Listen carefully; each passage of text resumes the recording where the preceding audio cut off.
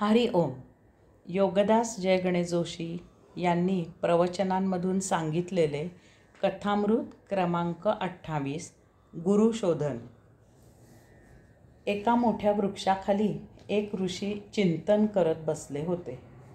तेथे एक साधक आला आणि त्या ऋषींना विनम्रपणे नमस्कार करून म्हणाला, मुनिवर्य, मी गुरुच्या शोधात आहे, कारण गुरुकृपेशिवाय ज्ञान नाही.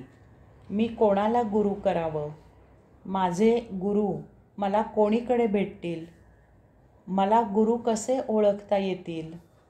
ऋषी म्हणाले की अमुक अमुक प्रकारच्या एका मोठ्या वृक्षाखाली एक अमुक अमुक वर्णनाचा जटायुक्त बसलेला आहे. तोच तुझा गुरु आहे, त्याला शोध. त्यावर त्या साधकाने पुढे विचारले, ते माझा शिष्य म्हणून स्वीकार करतील का? ऋषी म्हणाले की ते सर्वस्वी तुझ्यावर अवलंबून आहे. त्यासाठी तू मेहनत घेतलीस, तू स्वतःला शिष्य म्हणून सिद्ध केलेस, तर तुझा शिष्य म्हणून अवश्य स्वीकार होईल. साधकाने ऋषींना विचारले, मी शिष्य होण्यास योग्य आहे हे ओळखण्यासाठी ते काय करतील? ऋषी म्हणाले, ते तुझी खडतर परीक्षा घेतील.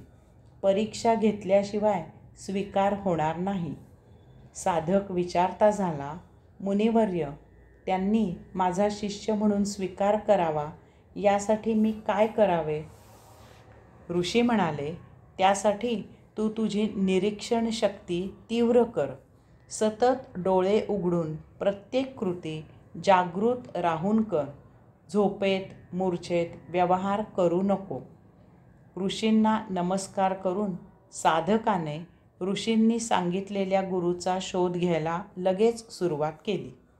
ऋषींनी वर्णन केलेल्या वृक्षाची आणि त्या जटायुक्त गुरुची माहिती तो प्रत्येक गावी विचारत हिंडत होता. अशा प्रकारे त्याची तीर्थयात्राही अनायसे 12 वर्षे झाली. साधक फिरत फिरत एका गावी पोचला. तेथे आल्यावर नेहमीप्रमाणे त्याने त्या वृक्षाची आणि त्या जटायुक्त गुरुची चौकशी केली. साधकाच्या श्रमांना यश आले. तसा वृक्ष आणि तसा जटायुक्त त्या गावी होता. साधक लगेच त्या वृक्षाचे जागी पोचला.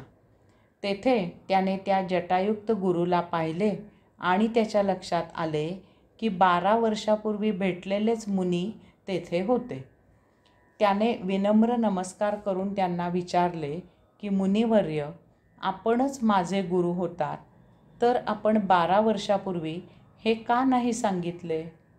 ऋषी म्हणाले की मी तुला त्या वृक्षाचे आणि त्या जटायुक्ताचे वर्णन केले होते, परंतु तेव्हा तू ते मूर्छेत झोपेत ऐकत होतास. तुझी निरीक्षण शक्ती तीव्र नव्हती.